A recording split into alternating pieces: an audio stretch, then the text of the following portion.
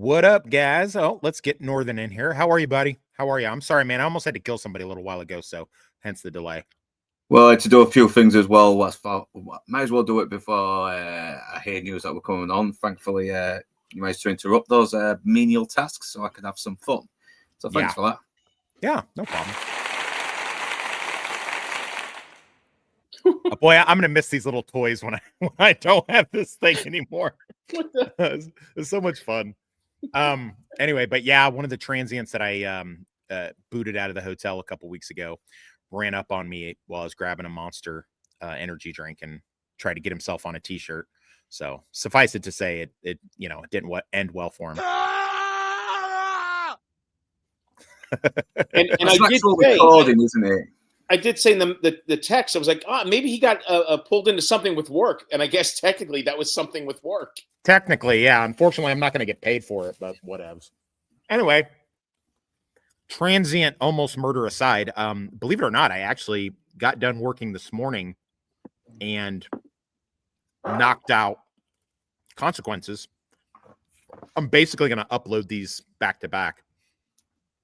So, but Consequences was kind of dry and it was a little pedantic and it literally only took me like 10 minutes to do, maybe 15. So I really didn't want to bother you guys with it because, I mean, I know that I've said over and over and over again, and I said this on the recording, that Consequences is a, part of season 3, so it's good.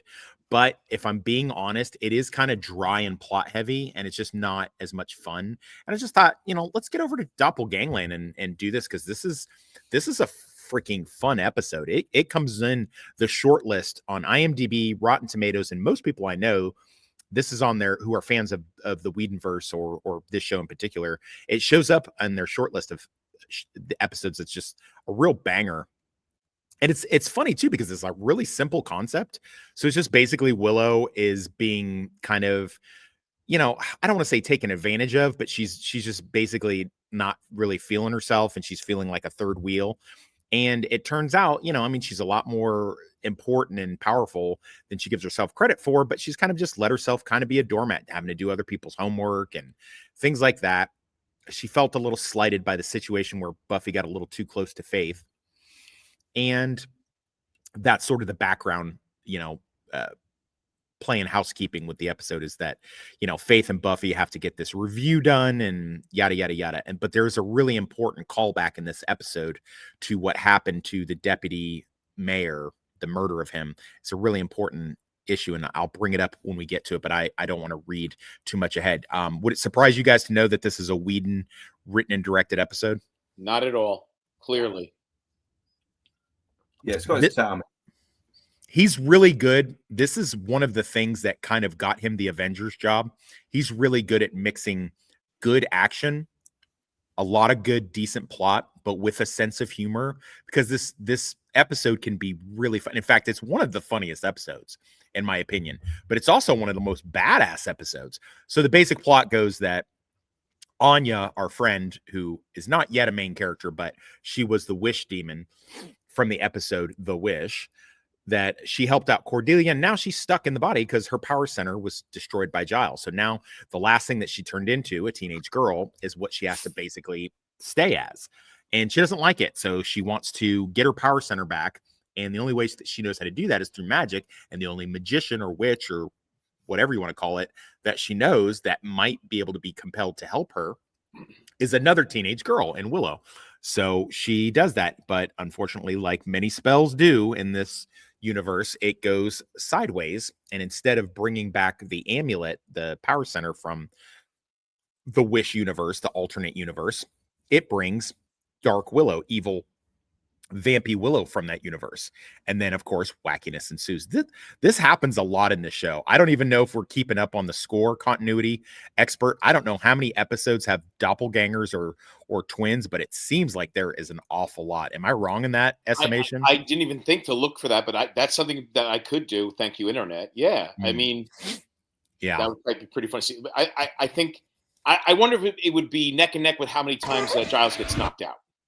It's not that many, but it's heavy. So this guy is the jock Percy that is he's expecting regular Willow, or what he knows to be Willow, to do his homework for. And then Vamp Willow comes rocking up to, she's walking around in this universe and she doesn't understand what's going on. And I think she shortly kind of realizes she's in an alternate dimension or whatever. But, as a vampire would do, she's trying to make the best of it. And when he approaches her, she basically is like throttles him and gives him a good what for, so to speak. A thrashing. Yeah. Xander's such a dork in this scene. Hey guys, is there a funny thing? He misreads the body language of this sequence. He thinks clearly he's getting his ass handed to him, and he leave her alone. Like, that's not what's going on. Yeah.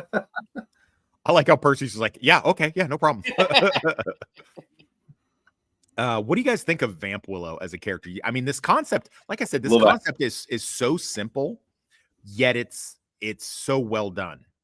It's one of those things where it's like Vamp Willow from another dimension pops into this dimension, wackiness ensues. Like, it's really simple, but it's done so well with this. But anyway, I'm sorry, I'm talking too much. What did you guys' thoughts? Critter, go ahead. I always enjoy, and I won't mention Star Trek, I always enjoy sitcoms and other shows where it's alternate universe or what if. And so not only for seeing a character in a different light or a different approach, but also the actor do, like, here's Harrigan, I can't remember her name. She's now playing Hannigan. Allison, yeah, Hannigan. She's now playing Willow as an evil, strong monster. And then later, she's playing Willow as if Willow was pretending to be an evil, strong monster, where she's pretending to be Dark Willow to. So I've always enjoyed the what if or the alternate universe type stuff. And then the secondary to that is having an actor do a tweak to how, this is the same character, but now he's stronger or evil or wimpy or whatever. So I kind of enjoyed that twist of alternate universe and fish out of water, I guess. Okay. Luke, or excuse me, Northern English, what do you got? Yeah, I love Vampire Willow because she is so the opposite to normal Willow, who's very sweet and she's always very kind, but she's also kind of being this doormat today as well. She's very passive, but then you get Willow who's like just not afraid to just be fucking violent, and she's not a doormat. She's actually very, very aggressive and she's enjoying every single minute of it. She is, I mean, once again, she's the dark side of Willow, and in a way, her aggression towards kind of serves normal Willow for once, because she pretty much gets asshole Jock who wants Willow to do his homework to become more humble. Mm-hmm. So it kind of shows there is a nice little contrast between what aggression can do and what virtue can do. I hadn't really thought of that, to be honest with you. I mean, it turns out there's actually a bunch of different Willows, which I didn't know going into the fandom. But yeah, apparently there's a whole different, there's the regular Willow that we see, the shy, and then, and of course we get the grown-up version of her later. There's this Vamp Willow one. I'm at band camp. Yeah, there's Dark Willow. I stuck a flute in my pussy. Yeah, Horny Willow. Excuse me? What? You don't think I know how to get myself off? Hell, that's what half of band camp is. Sex ed. So, are we gonna screw soon? Because I'm getting kind of antsy. Is that from a later season? Yes, it's where they go to another dimension, the American Pie dimension. But so Xander susses out pretty quickly that something's wrong, but he doesn't quite know what it is. And when Buffy walks in, look at Buffy with her fucking hair, dude. Yet again, cute Buffy hair. Look how gorgeous she was. This is why I don't like seeing her now these days, because she and I are the same age and she has not aged well. Everybody says that she has, but they're liars. They're nothing but liars. She has not aged well, like, at all. I'm lying a lot. She way too much Ozempic. I think there was a Entertainment Tonight clip where she's talking about the new reboot that's coming up, or maybe it's her production, and she looks like someone's mom. I mean, no offense. I mean, time makes fools of us all, but sure. Yeah, she looks mature now because of time and age and whatever. I've seen worse. I've seen fucking worse. Oh no, absolutely. I'm saying, but it's. Listen, 20 years later, we're all going to look different, but I mean, it's very obvious that she definitely has gotten older. every time she shows up on a new show that decides to tank after one season, it's the same every single time. It's the same thing. Oh, God! No, God, please, no! No! No! No! Yeah, she's just constantly she's like the bomb squad. She's just constantly fucking showing up in different shows that just last a season and then get fucking tanked. It's I'm before the new thing pops up, I'm gonna create something and do like a tier stream of all of her fucking bombs that have come out and then we can talk about it. So there's the reveal that she's actually a vampire, and of course the first thing that Xander and Buffy assume, because they don't know anything about the other dimension. We as the audience know, but they don't know. So they assume that this is just Willow having been attacked by a vampire. So that's pretty cool. That's a cool thing where we're on the inside of the knowledge and the characters in the show don't understand, like what's happening. I really like this. This is how Joss is writing stuff, right?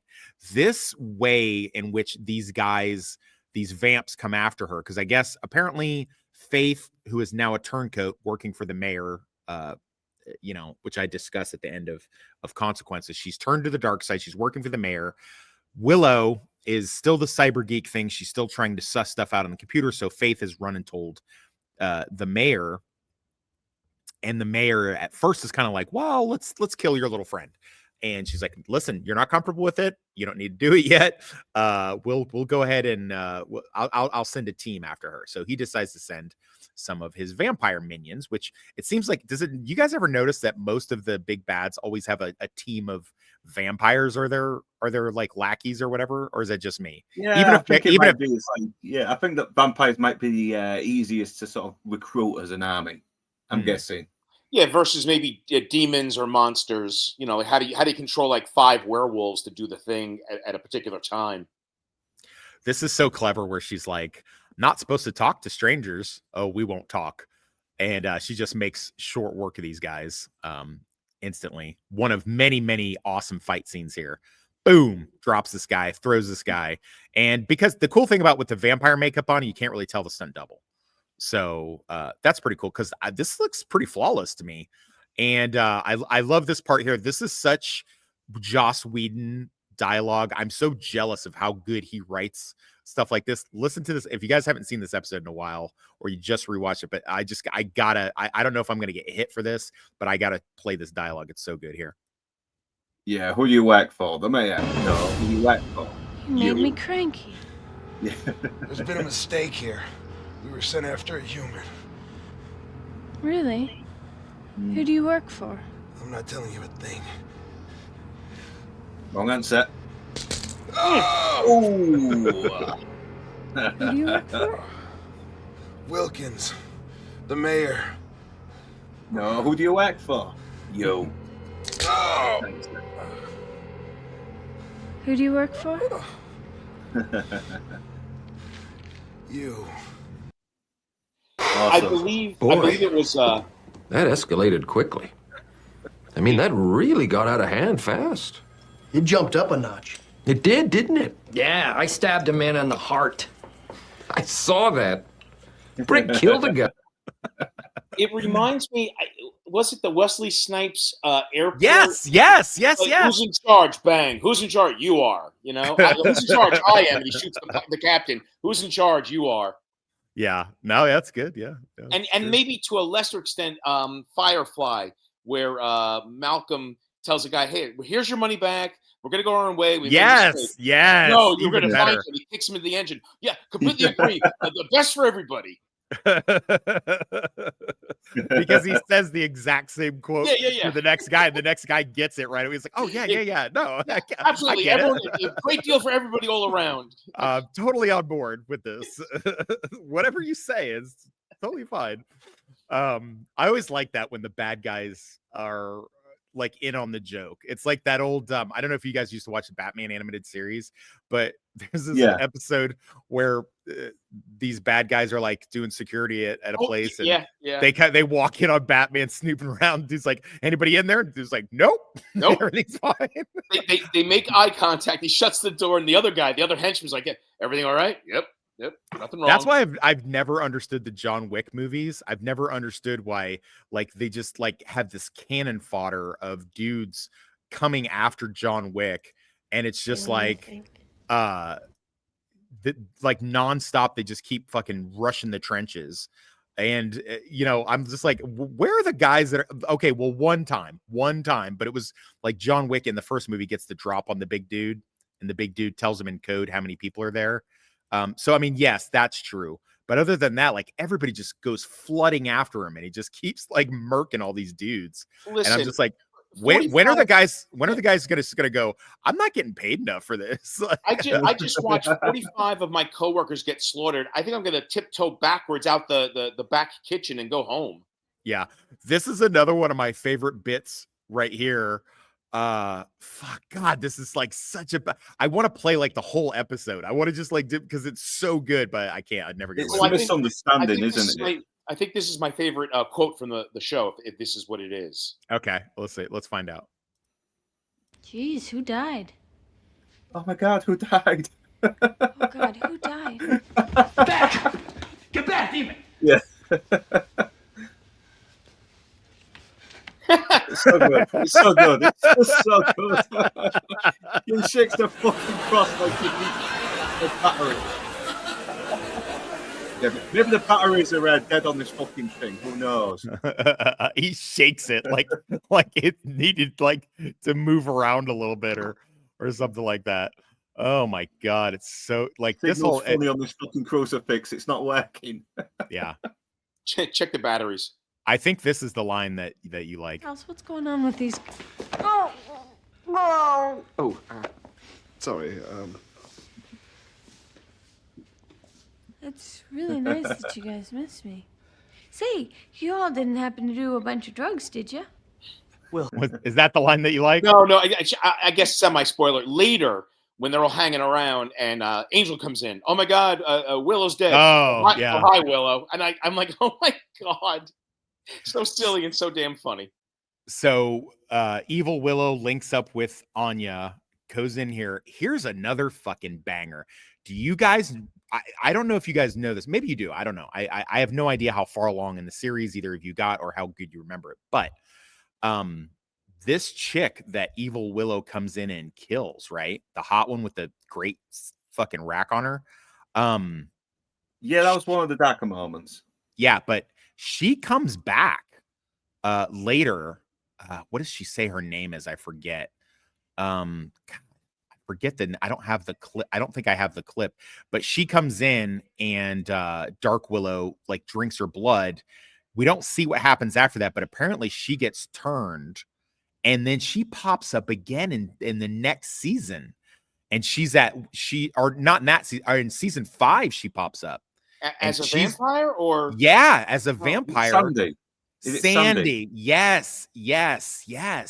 And she gets turned into a vampire, and she starts hanging out with Riley and starts giving Riley suck jobs. That's how he got into the suck job thing. So yeah. Are you linked up on that, Critter, or no? No. Oh, okay. Most of this is a first watch for me because a lot of these episodes I saw very little back in the day. So this is like an all new thing for me, seeing episodes for the first time. Yeah. But yeah, no, it's a cool what do you call it? It's a cool little Easter egg, and it's great because they got the same actress to come back and play her, which I thought was really good. But anyway, when the crew comes in, basically it's one of those situations where they're just like, okay, Oz sees Vamp Willow coming, he's like, get Buffy, we need, we got to do something here right away. And he's unaware of the other dimension, so like none of these characters except Anya know what's really going on here. Like she's the only one that has a memory of that time. Everybody else, because the thing got wiped, she's the only one that remembers exactly what happened. So it's pretty fascinating where that goes. And then I mean, listen, I could just clip after clip after clip of this, but I mean, they have some banger ass fight scenes. And then one of the callbacks to the previous episode is that when Buffy comes in, she almost stakes Vamp Willow. Willow says, Buffy, no. And then that turns into, Buffy stops at the last second. And that shows that like she's just a little bit more on the ball than Faith is with that. So like I said, we're probably going to get tagged for all these different clips that I've already played, but there are so many good moments in this. So what is your favorite line that you said in this, Critter? Oh, it was just that Angel comes in. Oh my God!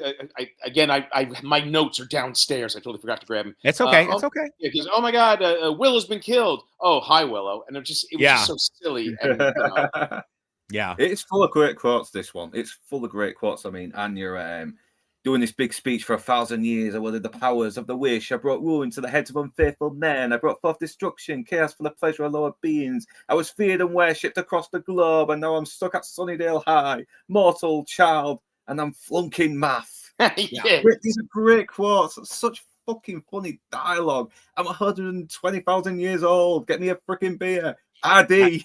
So good. Yeah. I like how he they say during that little melee or whatever, and Willow is just like, hey, I thought I might have heard something outside. Maybe you should go out there and check. And because they're getting the vampires to go out there.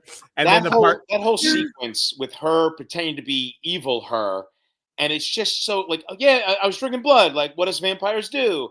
And it was just so hysterical. Like she's trying to act like she's the evil one, and of course, eventually the what's her face and the head vampire henchman are like, yeah, I don't think you're our Willow.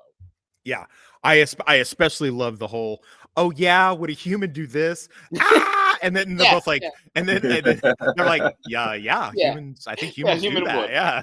I even like the exchange between Cordy and Doppelganger Willow as well. There's like, when she's trying to lecture on her stealing her boyfriends and how bad she made her feel and blah blah blah. Oh yeah, she's like, are you looking at my? Why are you looking at my neck? Is there something on my neck? And she's like, not yet.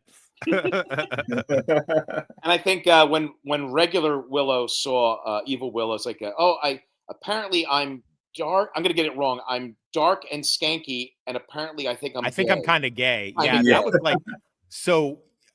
You guys might not know this, but in the late 90s, early 2000s, that became like a T-shirt quote. Well, we would be a meme. It would be a meme now, and I'm sure it probably is a meme somewheres. But yeah, that was one of those things where it was the dog whistle for the LGBT community was like, I think I'm kind of gay. That was like a big thing that they had going on. So yeah, I mean, listen, this freaking episode is so eminently quotable. There's actually I don't know where to find it. I'll probably look for it somewhere. If it's even still up, which it may or may not be because it was before the big copyright thing in YouTube or whatever. But there was like a ska band or something like that, alternative band that had taken scenes from this episode and like superimposed it into their music video and stuff. Audio drops? No, like the actual scenes from this. Yeah. No, they just, back when music videos were a thing, obviously they are not anymore. So, but yeah, no, I mean, it's just a hilarious banger of episode with, great plot in it, great,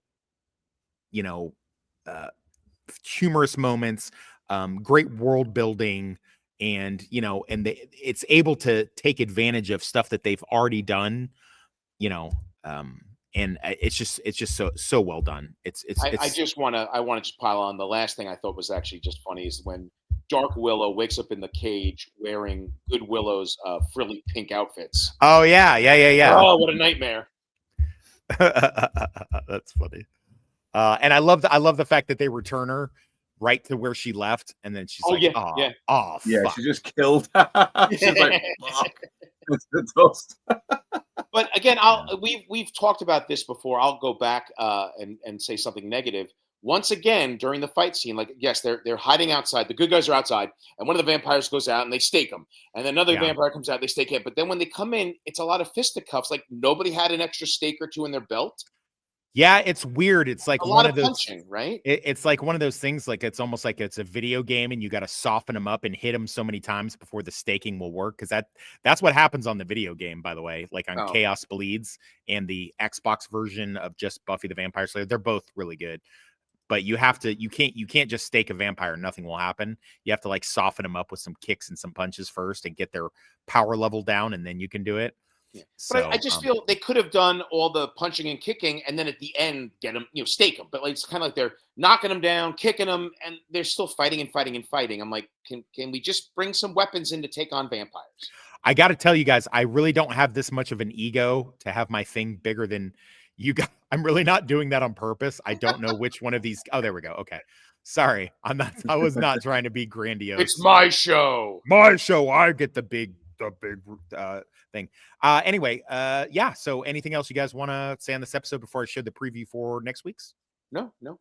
Kind of short and sweet, huh? I mean, we can do it's like, yeah, when it's such a banger of an episode and it's almost flawless. I mean, you can only go, oh my God, this is great. Oh my God, this is great. Oh my God, this is great. You become repetitive after a while. So, I mean, it's just it goes to show just how creative Joss Whedon can be as well when he's like always looking for ways to try and make the characters interesting and not make them come across tedious or facts or facts. or boring.